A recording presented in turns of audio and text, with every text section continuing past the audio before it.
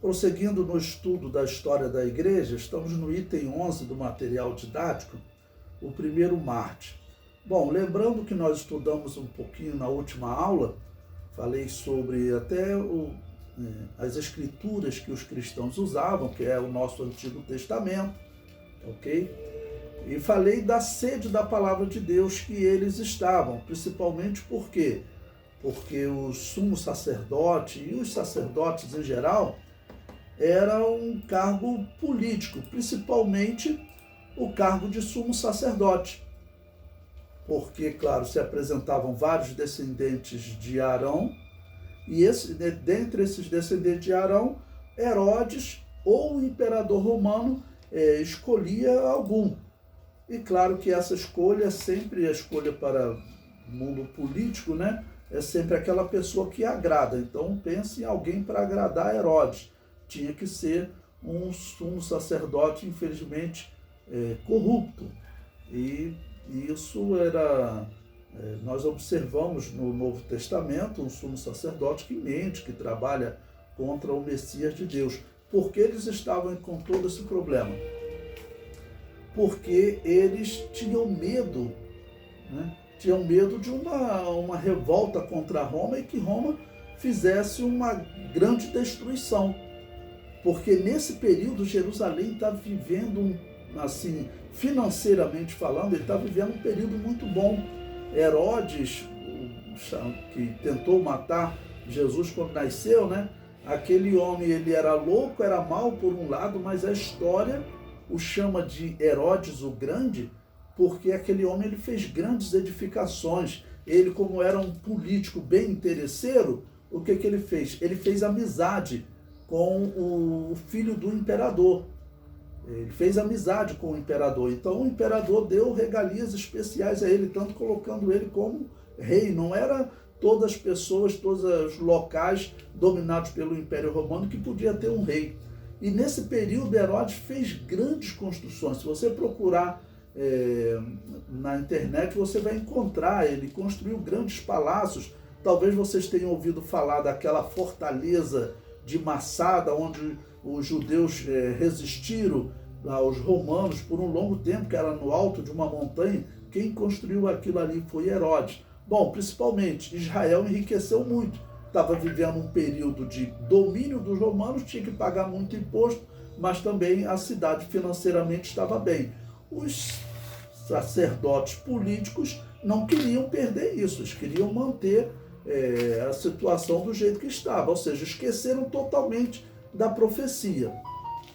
Esquecendo da profecia, claro, eles não tinham condições de ensinar o povo. Então, quando os cristãos começavam a ensinar, era completamente diferente daquele ritual que eles estavam vivendo. Era um cerimonial do qual Deus, vamos dizer, não participava mais, porque eles estavam envolvidos mesmo no mundo político. Era assim que os sacerdotes estavam vivendo. Bom, então, o que eles vão fazer? Eles vão agora organizar a perseguição ao cristianismo, porque além deles terem medo de uma revolta que cause uma guerra contra Roma, eles tinham medo também de perder essa posição de regalia, porque se a cidade estava rica, as ofertas eram muitas e o que acontecia? Os sacerdotes estavam ricos. Então, surgindo um grupo que diz que eles todos estavam errados, que aquele sacerdócio era assassino, o apóstolo Pedro vai falar isso para eles, né, que eles haviam rejeitado o Messias. Então, tudo aquilo foi visto por eles como uma ameaça. Bom, então nós chegamos agora no martírio de Estevão, que eu coloquei aí, está relatado em Atos 6, versículo 8, até o capítulo 7, versículo 60. O apedrejamento e morte de Estevão foi outro importante marco para o crescimento do cristianismo. Os sacerdotes de Israel, que eram políticos a serviço de Roma, pensavam ser possível encerrar o cristianismo. Deveriam ter ouvido o conselho de Gamaliel. Bom, eu coloquei um texto aí que é bom nós lermos na íntegra, porque esse homem, ele era, assim, pelo que nós conhecemos na história, o grande pensador daquela época. Se tivesse uma questão doutrinária que tinha assim que ser resolvida, quem resolvia era Gamaliel, segundo a história. Ele era descendente de uma família de rabinos famosos, né? E ele era a grande autoridade em termos de interpretação das Escrituras entre os judeus nos dias do Novo Testamento. Então vamos ler esse texto que ele comenta em Atos capítulo 5, versículo 34 a 39. Ele diz: mas levantando-se no conselho um certo fariseu chamado Gamaliel, doutor da lei, venerado por todo o povo, mandou que por um pouco levasse para fora os apóstolos. E disse-lhes: varões israelitas, acautelai-vos a respeito do que haveis de fazer a estes homens. Porque antes destes dias levantou-se Teudas, dizendo-se ser alguém. A este se ajuntou o número de uns 400 homens, o qual foi morto, e todos os que lhe deram ouvido foram dispersos e reduzidos a nada.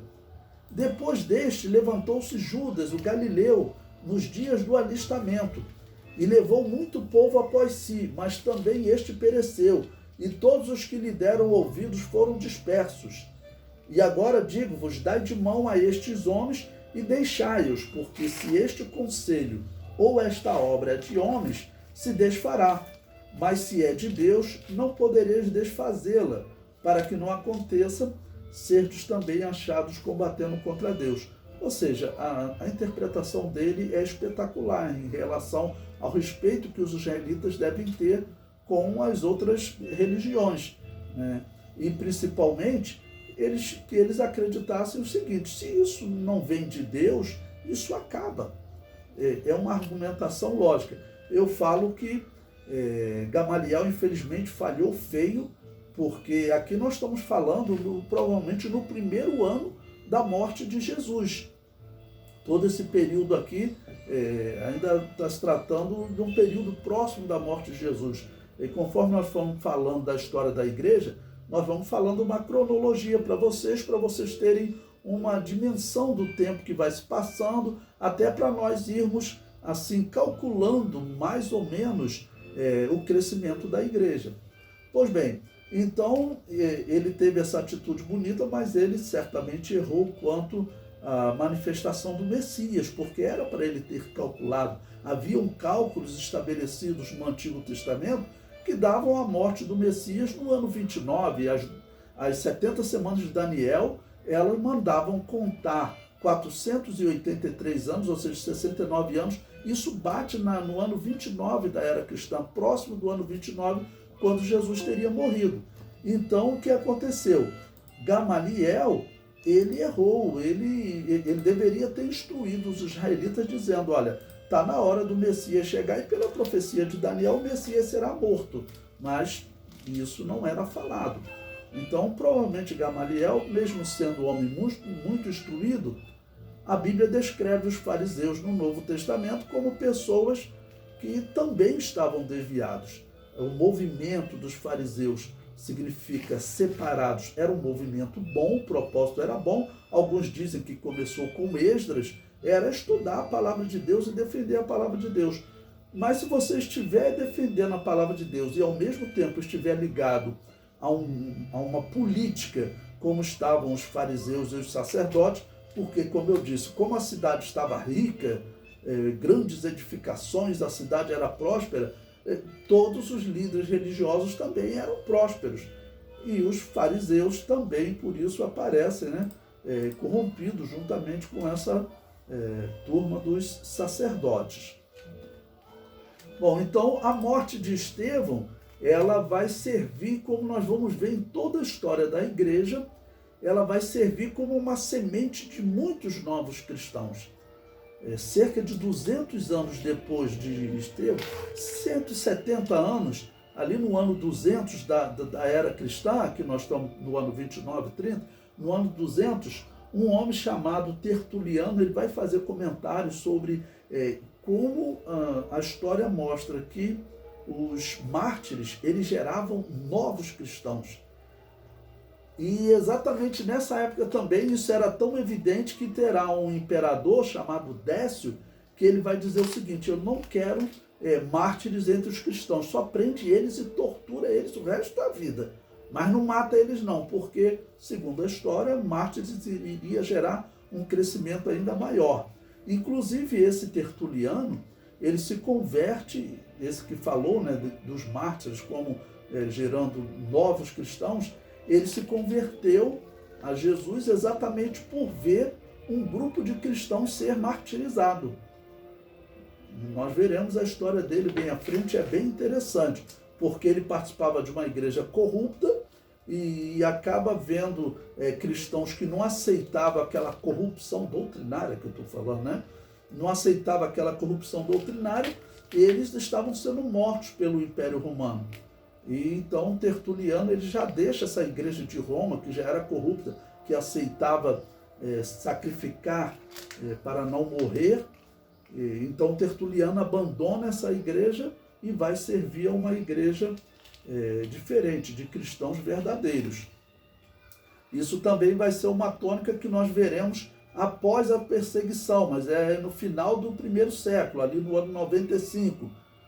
Vão surgir dois tipos de igreja, ou um terceiro tipo de igreja, porque até o ano 90 nós veremos uma igreja verdadeira e uma outra igreja que infelizmente se desvia, prega heresias, e aí o apóstolo João fala de pessoas saindo do nosso meio, que não era dos nossos, pregando heresias. Mas quando chega no ano 95, quando João está preso, ali surge o terceiro tipo de igreja, que era a igreja que aceitava sacrificar para os deuses pagãos para não morrerem. E essa igreja vai ser uma igreja extremamente problemática, e nós sabemos na história quem essa igreja vai gerar. Começa no ano 95, João não aceitou negar Jesus Cristo e adorar os deuses, ele foi preso. Mas a história diz que muitos pastores, para não morrer, aceitaram trabalhar no templo de Júpiter, ou seja, aceitaram adorar os demônios, esperando, quando acabasse a perseguição, voltar a trabalhar na igreja. E isso vai gerar um problema tremendo que nós veremos mais à frente.